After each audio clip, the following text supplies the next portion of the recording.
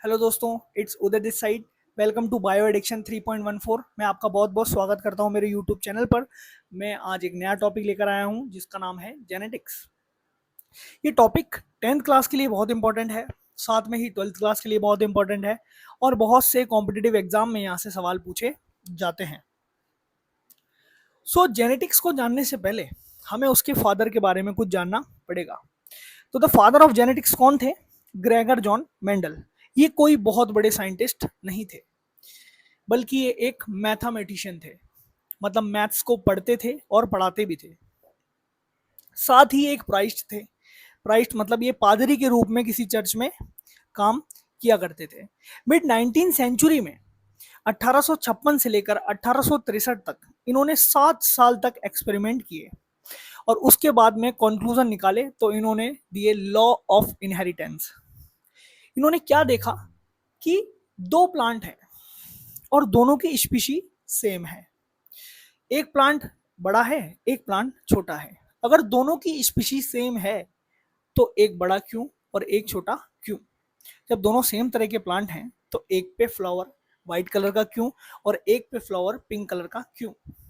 तो यही कीड़ा इनके दिमाग में बैठ गया और इन्होंने एक प्लांट को चुना जिसका नाम था पी प्लांट। पाइसम सेटाइवम उसका साइंटिफिक नेम है। और फिर इन्होंने उसके ऊपर 7 साल तक लगातार स्टडी की और कुछ कॉन्क्लूजन्स पे निकलकर इन्होंने लॉ ऑफ इनहेरिटेंस को दिया। जेनेटिक्स को जानने से पहले हमें जानने पड़ेंगे genes. Then what is gene? हमारे माता पिता ने हमें क्या दिए हैं? जीन्स। जीन की एक डेफिनेशन हम ये भी कह सकते हैं, the coding segment of DNA. हमारे डीएनए के अंदर ऐसा पार्ट जो प्रोटीन को कोड करता है, क्योंकि प्रोटीन हमारी बॉडी के सारे काम करवाती है। तो प्रोटीन बनाता कौन है? जीन। हमारे डीएनए का वो पार्ट जो क्या बनवाता है? प्रोटीन। उसी को क्या कहते हैं? जीन कहते हैं। तो जीन हमारी बॉडी के अंदर आया कैसे? उसके लिए हमें एक वर्ड जानना पड़ेगा जिसको बोलते हैं इनहेरिटेंस।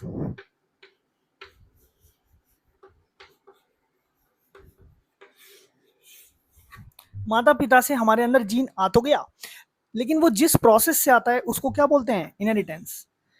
इनहेरिटेंस से हमारे माता पिता हमें क्या दे देते हैं? जीन। एक वर्ड और जानेंगे जिसको बोलते हैं हेरेडिटी। जीन हमारी बॉडी में आ तो गया, लेकिन उसके बाद में जब वो अपने कैरेक्टर को शो करेगा उसको क्या बोलते हैं? हेरिडिटी। एक और वर्ड जानेंगे,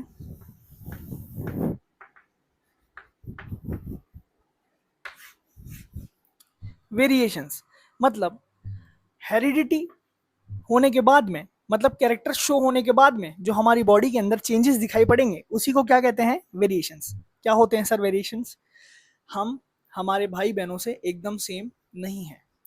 उनके चेहरे में और हमारे चेहरे में बहुत फर्क है। उनके कैरेक्टर्स में हमारे कैरेक्टर्स में बहुत फर्क है। या फिर हम हमारे माँ बाप से एकदम सेम टू सेम मिलते नहीं हैं, बिकॉज हम में क्या है?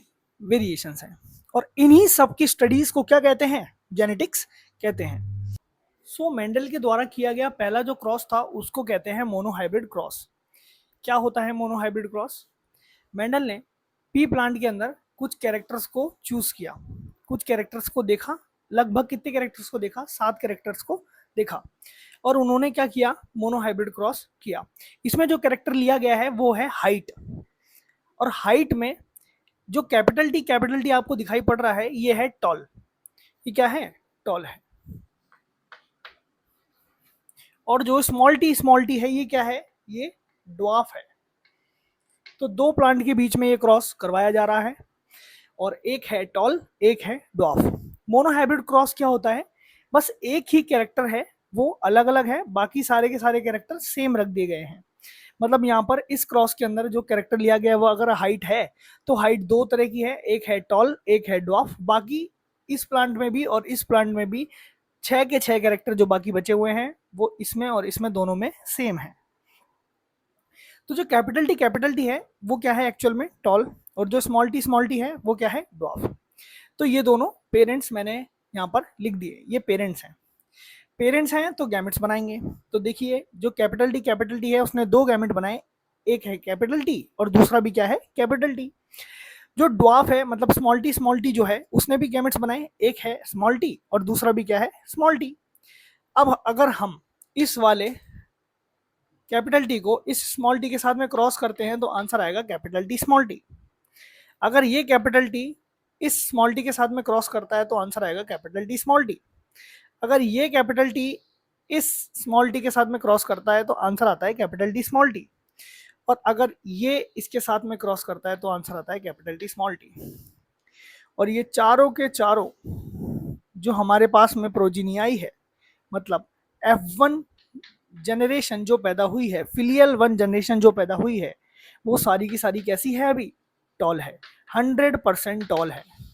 बिकॉज जो यहाँ पर कैपिटल टी स्मॉल टी जो प्रोजीनी आई है, जिसमें से ये जो कैपिटल टी है ये डोमिनेंट जीन है और ये जो है ये रेसेसिव जीन है। जो डोमिनेंट होता है वो अपने कैरेक्टर शो कर देता है और जो रेसेसिव होता है वो अपने कैरेक्टर शो नहीं करता है। सो ये सारे के सारे में जो कैपिटल टी है वो प्रभावी है किसके ऊपर, स्मॉल टी के ऊपर। उसने अपने कैरेक्टर शो कर दिए, स्मॉल टी ने अपने कैरेक्टर शो नहीं करे। इस क्रॉस को खाली F1 जनरेशन तक ही नहीं रखेंगे, इसको F2 तक लेकर जाएंगे।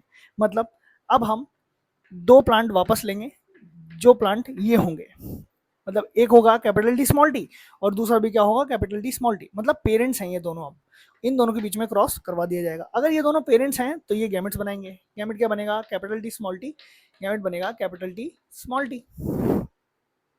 यहाँ पर ये गैमेट्स हैं।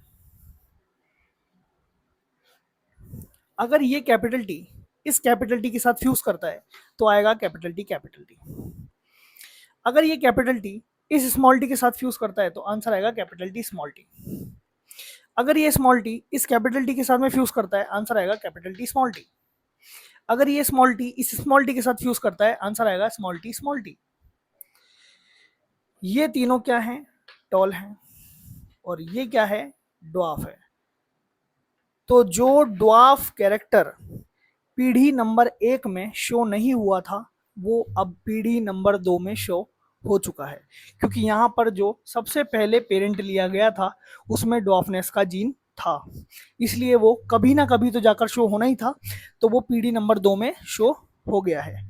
यहाँ पर जो 75% प्रोजीनी है वो क्या है, टॉल, और जो 25% प्रोजीनी आपको दिखाई पड़ रही है वो कैसी है, ड्वार्फ। तो जो हमारे पास में F2 जनरेशन मतलब पीढ़ी नंबर जो 2 आई है उसमें हमारे पास में 4 तरह की प्रोजीनी है। एक कैपिटल टी है, एक कैपिटल टी स्मॉल टी, एक कैपिटल टी स्मॉल टी और एक स्मॉल टी। जो ये आगे वाले तीनों हैं ये तीनों टॉल हैं और जो ये है ये ड्वार्फ है। स्मॉल टी क्या है, ड्वार्फ। तो हमें यहाँ पर दो तरह के रेशो देखने हैं।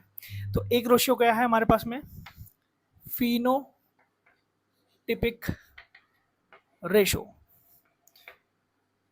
तो जो फिनोटिपिक रेशो है इसमें हम फिनोटिपिक कैरेक्टर्स को लिखेंगे। फिनोटिपिक कैरेक्टर्स क्या होते हैं, जो हमें बाहर से दिखाई पड़ते हैं। अगर मैं इन तीनों पौधों को बाहर से देखूंगा तो मुझे कैसे दिखाई पड़ेंगे, ये टॉल दिखाई पड़ेंगे। तो टोटल अगर मैं कहूँ ये टोटल 100% है, तो टोटल 100% में से जो टॉल हैं वो टॉल कितने हैं, 3 हैं, मतलब 75% है। और एक क्या है हमारे पास में, ड्वार्फ है, मतलब ये 25% है। तो फिनोटिपिक रेशो तो ये होता है। दूसरा होता है हमारे पास में जीनोटिपिक रेशो, मतलब जीनोटिपिक कैरेक्टर्स। जीनोटिपिक कैरेक्टर्स क्या है हमारे पास में, यहाँ पर 3 तरह की वैरायटी हमारे पास में दिखाई पड़ रही है। एक तो देखो आप क्या है, कैपिटल टी है। एक क्या है हमारे पास में, कैपिटल टी स्मॉल टी है। सर ये भी तो कैपिटल टी स्मॉल टी है, ये भी तो है एक, नहीं ये दोनों सेम है, दोनों कैपिटल टी स्मॉल टी है। और एक हमारे पास में स्मॉल टी है। तो जो रेशो आएगा वो हमारे पास में क्या आएगा, 1:2:1। मतलब हमारे पास में ये क्या है, कैपिटल टी तो एक है, ये कैपिटल टी स्मॉल टी तो एक और दो, तो यहाँ पर आएगा 2। और स्मॉल टी कितने हमारे पास में, एक है। तो ये दोनों कैरेक्टर्स आपको याद रख लेने हैं। फिनोटिपिक रेशो आपको अच्छी तरीके से याद रखना है और जीनोटिपिक रेशो आपको बहुत अच्छी तरीके से याद रखना है। सो मेंडल के द्वारा किए गए मोनोहाइब्रिड क्रॉस के जस्ट बाद उन्होंने 2 लॉ दिए। लॉ ऑफ इनहेरिटेंस में 3 लॉ आते हैं, मैं आपको बता दूं, लेकिन मोनोहाइब्रिड क्रॉस करते ही इन्होंने कितने लॉ दे डाले, 2। पहले लॉ का नाम है लॉ ऑफ डोमिनेंस। क्या बोलता है ये law of dominance? If two different alleles are combined together only one of them will express itself. देखिए, अगर मैं एज एग्जांपल आपको ये समझाऊं कि यहाँ पर एक कैपिटल टी स्मॉल टी लिखा है, ये एक हेटेरोजाइगस जीन है। अब ये दोनों मतलब कैपिटल टी और स्मॉल टी, ये जो दोनों जीन हैं ये दोनों एक दूसरे के एलील हैं और ये दोनों ही हाइट के जीन हैं। ये कैपिटल टी टॉलनेस का जीन है, ये स्मॉल टी डॉफनेस का जीन है। ये इसके ऊपर डोमिनेंट है, मतलब यहाँ पर जो कैरेक्टर शो होगा वो क्या होगा? टॉल। मतलब जो टॉल जीन है वो ड्वार्फ जीन के ऊपर डोमिनेंट है, इसलिए जो ड्वार्फ जीन है वो रिसेसिव यहाँ पर हो गया है। लॉ नंबर 2 क्या कहता है? लॉ ऑफ सेग्रीगेशन इसका नाम है। At the time of the gamete formation the two allele of an gene separate so that a gamete carries only one allele. देखिए, एज एग्जांपल मैं आपको यहाँ पर भी समझा देता हूँ। ये कैपिटल टी स्मॉल टी यहाँ पर लिखा हुआ है, ये दोनों मान लो अगर पेरेंट के अंदर पाए जाते हैं तो जब गैमेट का फॉर्मेशन होगा तो ये दोनों के दोनों एलील जो हैं एक दूसरे के, ये सेपरेट होकर एक चला जाएगा इस गैमेट में, एक चला जाएगा इस गैमेट में, ताकि जो गैमेट बने उन दोनों में सिंगल सिंगल जीन ही हो।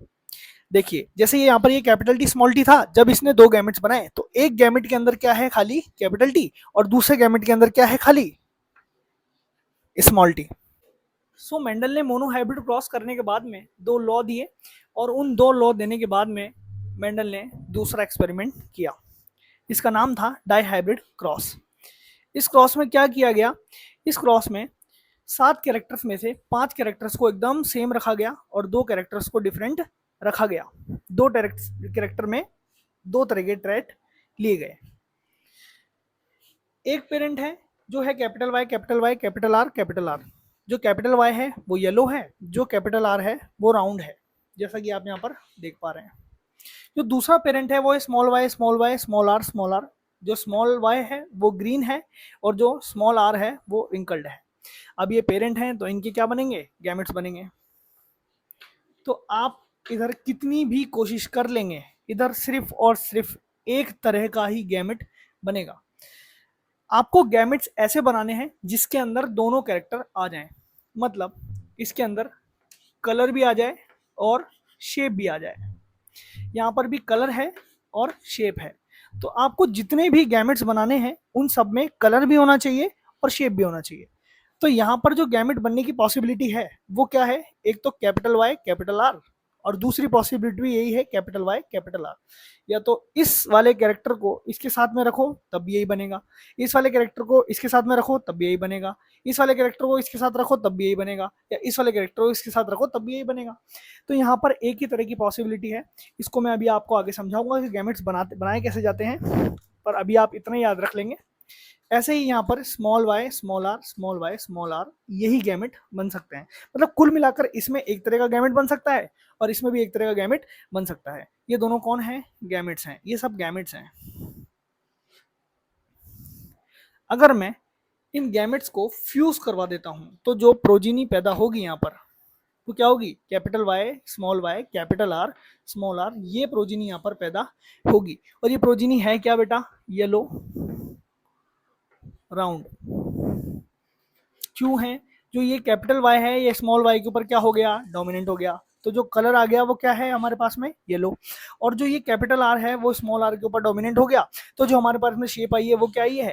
राउंड। और ये कौन सी पीढ़ी है हमारे पास में? पीढ़ी number 1, filial 1 generation, F1 generation हमारे पास में पैदा हो गई। मतलब यहाँ पर जितने भी तरह के बच्चे पैदा होंगे वो सारे के सारे कैसे होंगे? Yellow round. 100% जो बच्चे पैदा हुए हैं वो क्या हुए हैं? Yellow round.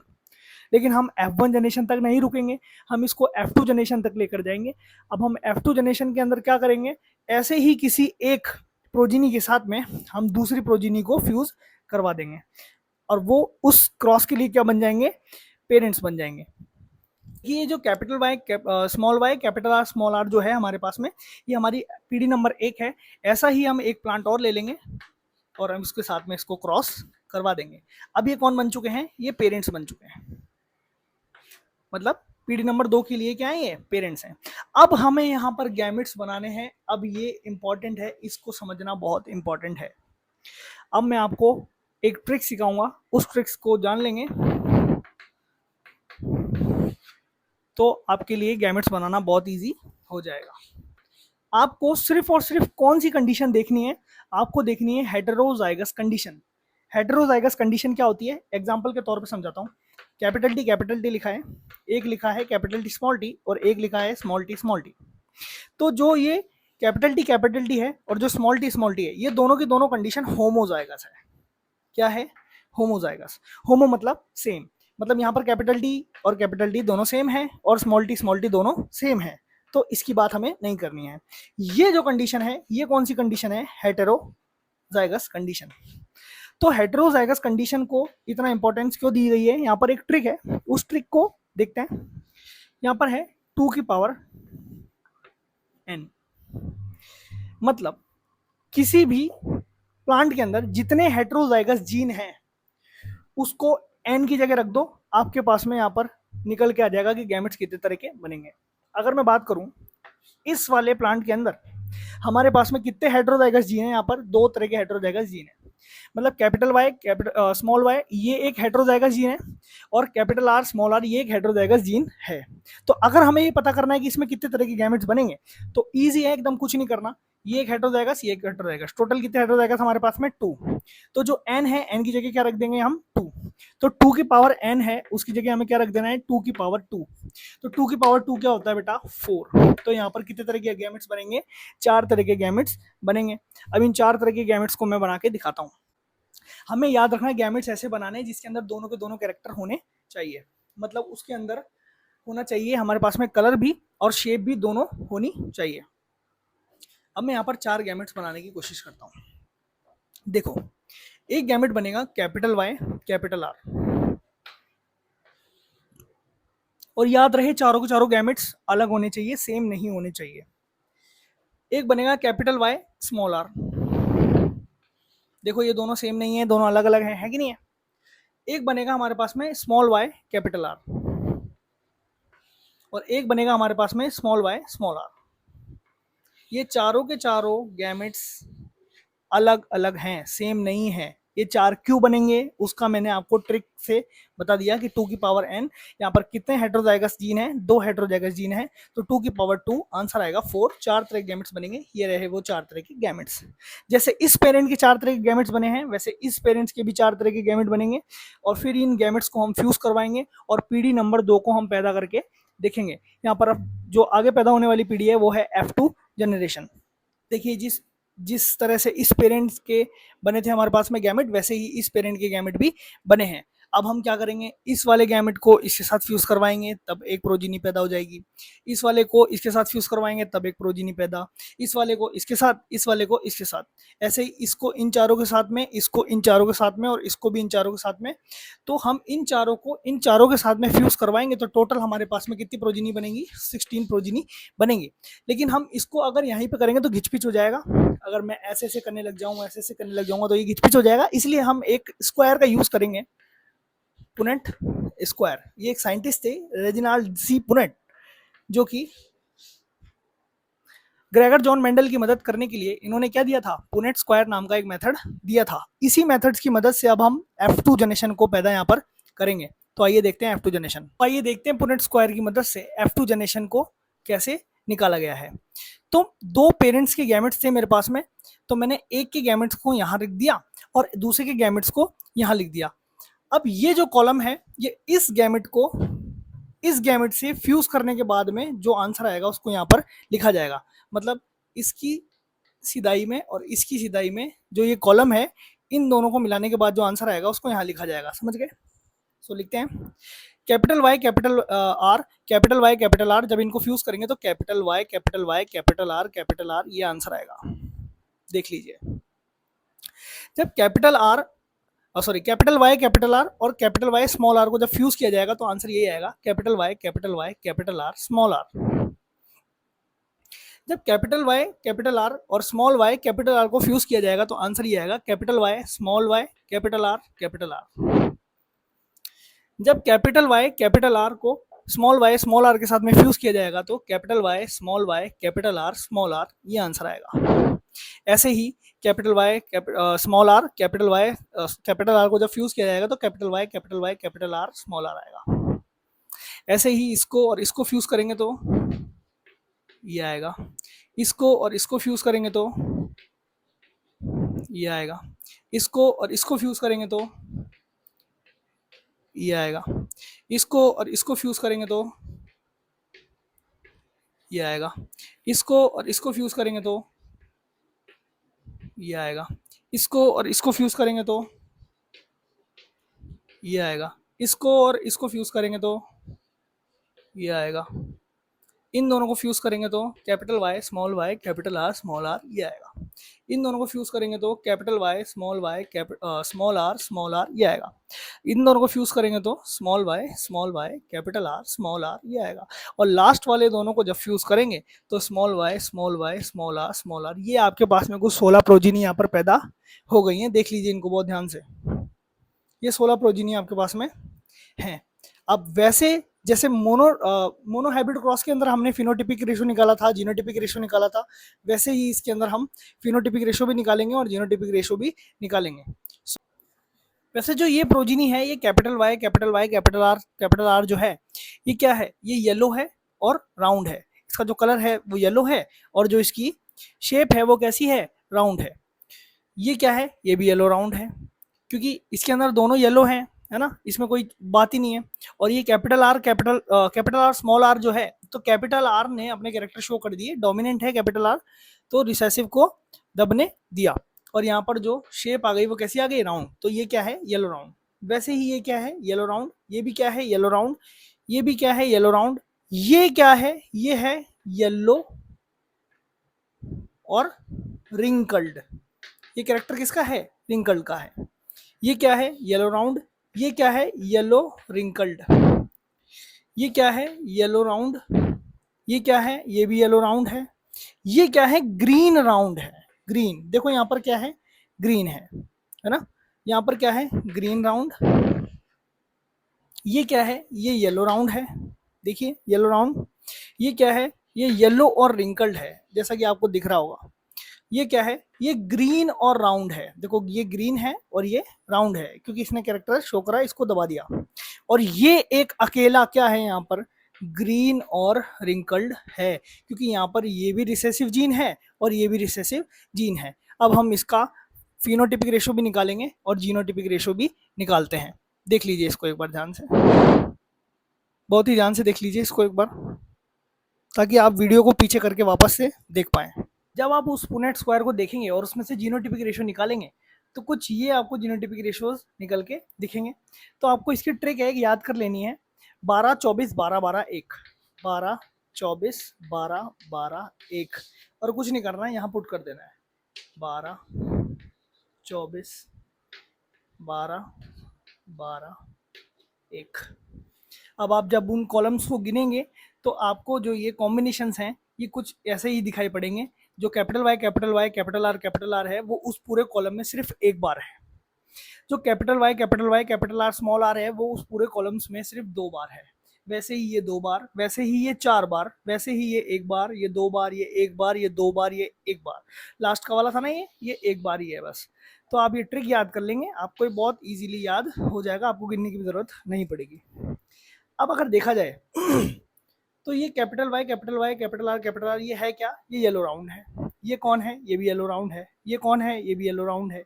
ये कौन है, ये भी येलो राउंड है।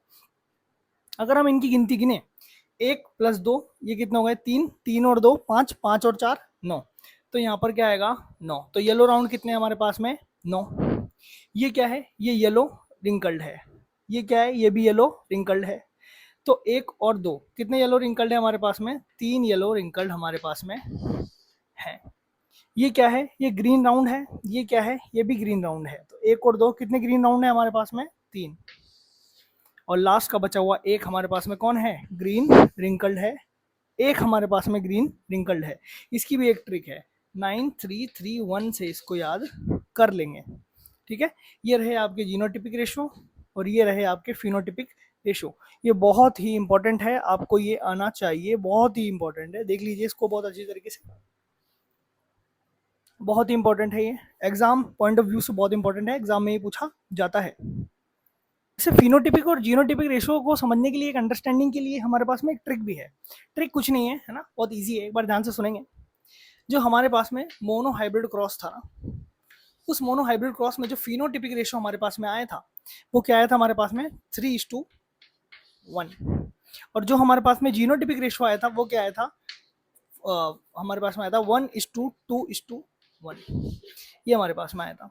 ये मोनो हाइब्रिड क्रॉस है। अगर हमें डाई हाइब्रिड क्रॉस का फिनोटिपिक रेशो चाहिए और जीनोटिपिक रेशो चाहिए तो कुछ नहीं करना, मोनो हाइब्रिड क्रॉस का जीनोटिपिक रेशो क्या है 1:3। इसी को हमें क्या कर देना है, पावर 2 से मल्टीप्लाई कर देना है। मतलब हमें 3:1 को 3:1 से ही मल्टीप्लाई कर देना है। ठीक है, देखिए अगर मैं 3 को 3 से मल्टीप्लाई करता हूँ कितना आएगा 9, 3 को 1 से मल्टीप्लाई करता हूँ कितना आएगा 3, 1 को 3 से मल्टीप्लाई करूंगा कितना आएगा 3, और 1 को 1 से मल्टीप्लाई करूंगा कितना आएगा 1। तो यही तो था हमारा फिनोटिपिक रेशो 9:3:3:1। आ गया समझ में? वैसे ही देखते हैं हम जीनोटिपिक रेशो को, लिख देंगे इसका जीनोटिपिक रेशो यहाँ पर 1:2:1। ठीक है, इसकी पावर 2 कर देंगे। मतलब हमें क्या करना है, 1:2:1 को 1:2:1 से ही मल्टीप्लाई कर देना है। तो देखते हैं, 1 को 1 से मल्टीप्लाई करोगे आएगा 1, 1 को 2 से मल्टीप्लाई करोगे आएगा 2, 1 को 1 से मल्टीप्लाई करोगे आएगा 1, 2 को 1 से मल्टीप्लाई करोगे आएगा 2, 2 को 2 से मल्टीप्लाई करोगे आएगा 4, 2 को 1 से मल्टीप्लाई करोगे आएगा 1, 1 को 1 से मल्टीप्लाई करोगे आएगा 1, 1 को 2 से मल्टीप्लाई करोगे आएगा 2, और 1 को 1 से मल्टीप्लाई करोगे आएगा 1। ये थोड़ा सा शफल्ड है। मैंने आपको एक ट्रिक बताई थी 12-24 12-12-1, 12-24 12-12-1। ठीक है, ये थोड़ा सा शफल्ड है, आगे पीछे है, लेकिन एकदम सेम है। ठीक है, जैसे 12 और 12 और यहाँ पर 41 और 12 और 1, लेकिन शफल्ड है, लेकिन वैल्यूज पूरी हैं। ठीक है, तो ये ट्रिक थी, है ना, बहुत इजी है, यहाँ पर कुछ नहीं है इसमें। जैसे ही मेंडल ने डाई हाइब्रिड क्रॉस को खत्म किया, उन्होंने इनहेरिटेंस का तीसरा नियम दे दिया, जिसको कहते हैं हम लॉ ऑफ इंडिपेंडेंट असॉर्टमेंट। ये लॉ क्या कहता है, जब कोई भी दो कैरेक्टर आपस में कंबाइन होते हैं डाई हाइब्रिड क्रॉस के दौरान, तो कोई भी किसी के साथ भी असॉर्ट कर सकता है, किसी का किसी पे कोई दबाव नहीं होता, सब स्वतंत्र हैं, कोई किसी को नहीं रोक सकता। कोई भी किसी भी पॉसिबल कॉम्बिनेशन में जुड़े, किसी को किसी के साथ जुड़ना है, कोई किसी को मना नहीं कर सकता। अलग अलग तरह के कॉम्बिनेशन यहाँ पर बन सकते हैं, जैसे येलो राउंड भी था, येलो रिंकल्ड भी था, ग्रीन राउंड भी था, और ग्रीन रिंकल्ड भी था। तो किसी भी तरह के कॉम्बिनेशन बनेंगे, कोई भी किसी के साथ जुड़ सकता है। इसी को बोलते हैं लॉ ऑफ इंडिपेंडेंट असॉर्टमेंट। कब? जब डाई हाइब्रिड क्रॉस हो रहा हो। आई होप आपको मेरा ये वीडियो बहुत पसंद आया होगा, मैंने बहुत मेहनत करी है इसके लिए। ठीक है, और पिछले 2 वीडियो थोड़े से छोटे थे, तो मैंने सोचा थोड़ा सा आज एक बड़ा वीडियो बनाते हैं, और अच्छी तरीके से मैंने आपको समझा पाया हूँ शायद।